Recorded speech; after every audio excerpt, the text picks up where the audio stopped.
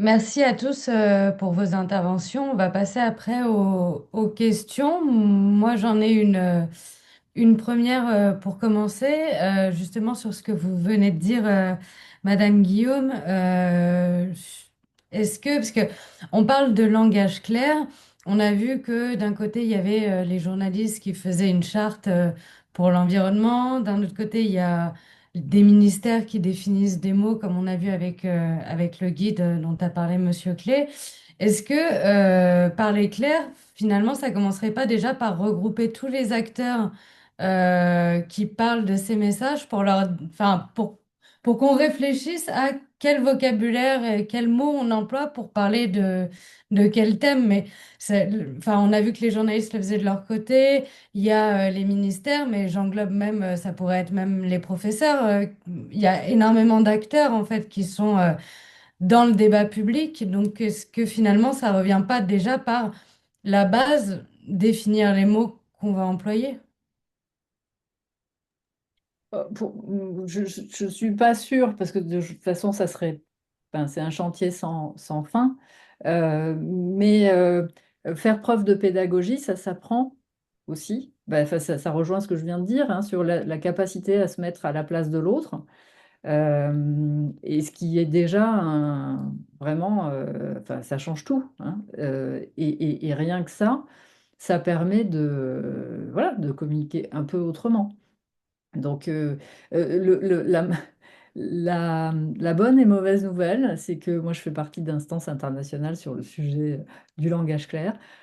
Partout, partout dans le monde, enfin, tout le monde enfin, a les mêmes problématiques, avec les mêmes solutions. La moins bonne nouvelle, c'est que ça fait des années que ça dure et, et que ça n'évolue que très peu. Ou en tout cas, c'est un travail qu'il faut sans cesse remettre sur l'ouvrage, parce que même dans certains pays, il y a des agences publiques qui sont là pour être garantes de la communication claire de l'administration publique depuis des dizaines, enfin, ou au moins une dizaine d'années. Donc, nous, on est très loin du compte, mais il y a d'autres pays qui ont légiféré sur le sujet. Mais il n'empêche que c'est vraiment, enfin, il faut avoir une constance sur ce sujet voilà, être très vigilant, parce que les habitudes de complexité reviennent très vite sur le devant de la scène, quoi. Peut-être quelques éléments de... Merci beaucoup Stéphanie Guillaume. Quelques éléments de réponse, peut-être aussi de mon côté. Il y a le SIG qui quand même édite des recommandations, notamment sur l'accessibilité, sur l'éco-responsabilité, sur des choses comme ça, pour les acteurs publics, hein, pour le gouvernement, pour toutes les administrations, les sous-directions, les bureaux, etc. Les cabinets ministériels, évidemment. Donc il y a cette activité-là. Après, on ne peut pas parler de standardisation, mais ils ont quand même une volonté d'uniformiser les bonnes pratiques. Mais après, c'est plus sur la forme, c'est pas tant sur le fond. C'est qu'est-ce qui fait qu'une communication est accessible. Après, c'est pas sur l'usage d'un mot plutôt qu'un autre. Après, ça, c'est une autre question de savoir s'il faudrait uniformiser l'usage des mots. Moi, je suis pas forcément favorable à ça, même si l'État fait des recommandations sur le sujet, hein. Il y a une commission dont j'ai oublié le nom, une commission sémantique, qui publie très régulièrement les mots que l'État recommande d'utiliser. Bon, voilà. On la connaît pas forcément, mais elle existe et je sais plus exactement comment elle s'appelle. Donc voilà, je suis désolé pour cette approximation. Mais après, il faut à la fois avoir des bonnes pratiques, avoir une déontologie, et puis conserver aussi, et ça ne nuit pas forcément à l'idée du langage clair ou de l'efficacité, mais garder aussi la possibilité de la création, de l'invention et d'un message spécifique, personnalisé, qui correspond bien à l'institution, au moment dans lequel on parle, etc. Donc l'idée, c'est pas de rendre tout complètement plat, quoi. Voilà. Alors, en tout cas, moi, je voudrais rebondir sur la question de Diane parce que, en fait, il y avait au sein du ministère de la Culture une personne qui était en charge de coordonner la communication de tous les établissements du ministère. et qui nous réunissait une fois par an, nous partageait un calendrier de temps fort, enfin, et c'était extrêmement efficace. Euh, Notamment parce que en communication culturelle, on se rattache souvent à des événements de notre histoire, quoi. On avait eu, par exemple, beaucoup d'expositions, de conférences, enfin, d'événements autour de mai 68, de la commémoration de mai 68. Et on avait décidé tous ensemble de ben voilà, mener un espèce de feu d'artifice au moment de cette commémoration qui avait extrêmement bien fonctionné et qui nous avait placés dans les trends, dans voilà, quelque chose de très très visible. Et je déplore que ce poste ait été supprimé et que cette coordination n'existe plus. Voilà, je n'irai pas plus loin pour des raisons évidentes, mais en tout cas, ça peut exister, je pense. Ça nécessite de mettre les acteurs autour d'une même table et de fonctionner de façon beaucoup plus collégiale que ce n'est le cas actuellement. Après, est-ce qu'on peut le faire à l'échelle de l'État? Ça reste une autre question, effectivement. Mais néanmoins, par ministère, ça a existé, ça a fonctionné. J'aurais une question, moi, pour Monsieur Assouline, qui reprend un peu ce que dit Monsieur Clé. Vous parlez de moins communiquer, moins de campagnes, parce qu'il y a eu justement des échecs mémoriels des anciennes campagnes. Mais avec l'essor de l'IA et de la course à la viralité, ce n'est pas en vrai risqué de perdre sa notoriété à la longue avec moins de campagnes. C'est pas risqué. Si vous perdez votre notoriété parce que vous faites moins de campagne, j'ai une mauvaise nouvelle pour vous, c'est que vous n'avez pas de notoriété du tout et que si vous avez besoin de surfer sur un espèce de tapis roulant d'infos et de campagne pour exister et pour que les gens se souviennent de vous, c'est que les gens ne se souviennent pas de vous de toute façon et que les fondamentaux de votre existence, que sont vos missions, vos objectifs, etc., sont complètement incompris. Et donc, je pense que si demain, Decathlon arrête de faire une campagne, alors arrête pendant 3 ans de faire des campagnes, alors sans doute qu'ils auront moins de clients, mais dans 3 ans, tout le monde se rappellera et saura ce que c'est Decathlon. Donc, je ne pense pas que faire moins de campagnes nuise à la mémoire,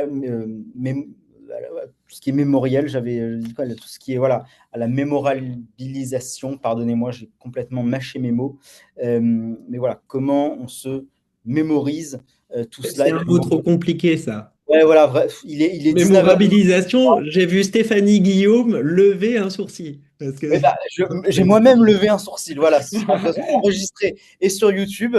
Donc voilà, on pourra revoir avec grâce et avec délice ce moment absolument terrible.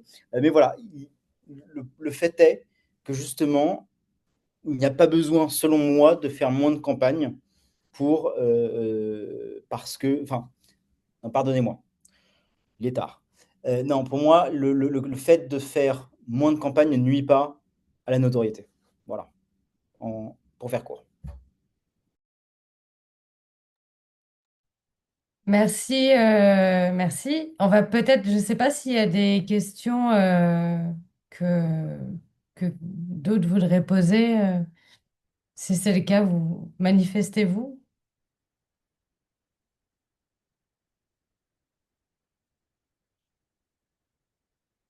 Bon. Eh ben non. Il faut toujours une première question pour libérer un petit peu la salle. Qui se dévoue? Euh, non, dans ce que vous avez dit, Monsieur Assouline, tout à l'heure, vous avez dit 1 euro de communication produit moins d'effet qu'avant. Est-ce que c'est justement parce qu'on est dans un monde, enfin, vous avez parlé d'infobésité. Est-ce qu'avant, ça générait plus de revenus, 1 euro investi parce qu'il y avait justement moins de canaux ou c'est lié à quoi? Bah, déjà, on ne va pas parler de revenus, on va parler d'efficacité et on va parler voilà, d'effets. Je pense qu'avant, moins de canaux, ça veut dire un message qui est moins dilué, ça veut dire peut-être davantage de personnes pour recevoir le message, ou en tout cas, pour reprendre une expression qui a eu son lot de polémique il y a quelques années, moins de temps de cerveau disponible. Donc voilà, je pense que plus il y a de dilution, plus il y a de concurrence entre plateformes, entre, voilà, je veux dire, vous rentrez chez vous, vous avez une pléthore de choix sur ce que vous pouvez faire entre Netflix, TikTok, Instagram, TF1, M6, jouer sur votre téléphone, ce que vous voulez. Donc en fait, cette pléthore de choix fait que naturellement, il y a moins de personnes qui regardent, moins de personnes qui intègre la notoriété de votre organisation, de votre secteur public, etc. Et en fait, je pense que c'est assez, ce qui est enfin, ce qui est en tout cas symbolique, ou qui en tout cas, je pense, suit à peu près la même courbe, c'est la baisse du reach organique, ou en tout cas des impressions organiques qui sont sur les réseaux sociaux. Vous voyez, depuis 10 ou 15 ans, 10 ans en tout cas, le reach organique a dramatiquement baissé. Et je pense que puisque le public est assez frileux sur la notion du paid, je pense que leur effet, ou en tout cas leur notoriété, ou en tout cas leurs impressions, ont d'autant plus baissé depuis ces 10 ou 15 dernières années, en grande partie à cause de ça, mais également parce qu'il y a beaucoup plus de concurrence pour l'audience, beaucoup plus de concurrence pour les gens, de ce qu'ils ont à faire, beaucoup plus de comptes, beaucoup plus oui, de contenu à scroller. Donc je pense que oui, naturellement, c'est là le fait principal. Alors moi, je peux pas m'empêcher de rebondir. Je sais qu'on est des ovnis. Euh, Franchement, je sais parce que tous nos prestataires nous le disent en permanence. Mais en fait, à la bibliothèque, on a augmenté notre présence, enfin diversifiée sur les canaux. C'est-à-dire qu'aujourd'hui, on fait tout. Facebook, Twitter, enfin pardon, X, LinkedIn, TikTok, YouTube, enfin tout. Euh, on fait un tout petit peu de paid et le reach organique a été multiplié par 30. Et à ton avis, pourquoi? Parce que en fait, on a installé, je j'ai pas toutes les clés de ce sujet-là, hein, mais on a installé une sorte de minute culture. En fait, on délivre à nos utilisateurs pas seulement les messages qu'on a envie de délivrer, on leur délivre une vraie valeur ajoutée et une vraie nourriture intellectuelle. Et on fait très régulièrement le choix d'avoir des contenus plus longs, écrits, d'avoir des vidéos qui peuvent être vraiment très longues. Et en fait, les gens continuent à nous suivre et ça fait tache d'huile. Après, je ne vais pas vous mentir, on a la puissance de la diversité des supports, des sujets.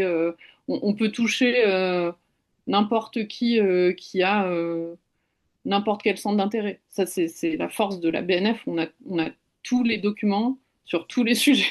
Donc, on peut intéresser le fan de manga comme le fan de Victor Hugo, comme le spécialiste de l'écriture gothique. C'est... Mais Mais, déjà, mais en fait, ce qu'on remarque, en tout cas, c'est que nos contenus denses, c'est-à-dire où vraiment il y a des notions qu'on ne va pas croiser tous les jours sur les réseaux sociaux, fonctionnent vraiment bien. ah, mais ça, j'en ai aucun doute. C'est que les gens, lorsqu'il y a un contenu de qualité, des contenus que j'appelais plus durables, des contenus plus longs, mieux faits, mieux cherchés, les gens, mais ils sont prêts à y rester. Enfin, il y a plein de chaînes YouTube qui postent une fois par mois une belle vidéo, ou en tout cas hyper intéressante, etc. Et ça cartonne parce que au final, voilà, ça intéresse. Et en fait, ça m'étonne absolument pas. Moi, ce que je dis, c'est tout simplement essayer de réduire un petit peu les temps forts, de réduire un petit peu cette espèce de snack content, de se dire, bah voilà, on communique, on fait une action, on a 2 actions par jour, on communique à chaque fois et on automatise un petit peu cela. Je caricature, mais c'est, je pense, quelque chose à faire et donc aller vers ce genre de contenu un peu plus durable, cette minute culture, ce qui est davantage souhaité par nos audiences et sortir un petit peu de nos EDL et se dire, bah voilà, on fait quelque chose que les gens souhaitent. Et ça, naturellement, c'est quelque chose qui marche, bien sûr. Et ça revenait à ce que vous disiez, Madame Guillaume, sur il faut se mettre aussi à la place de son interlocuteur et de lui proposer des contenus qui sont intéressants. Je regarde juste s'il y a des questions, enfin si certains souhaitent poser des questions, mais je ne pense pas. Est-ce que vous voulez dire un mot pour conclure chacun?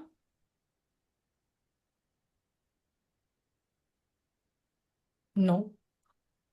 Un mot ou on peut en faire plusieurs? Plusieurs, Ah, mais ok. efficaces. Oui, clair, hein. Et voilà, clair et efficace. Et c'est au final, à mon avis, je pense, le futur, ou en tout cas la nécessité de la com en général et de la com publique a fortiori, c'est de se dire, voilà, faisons un peu moins, faisons mieux.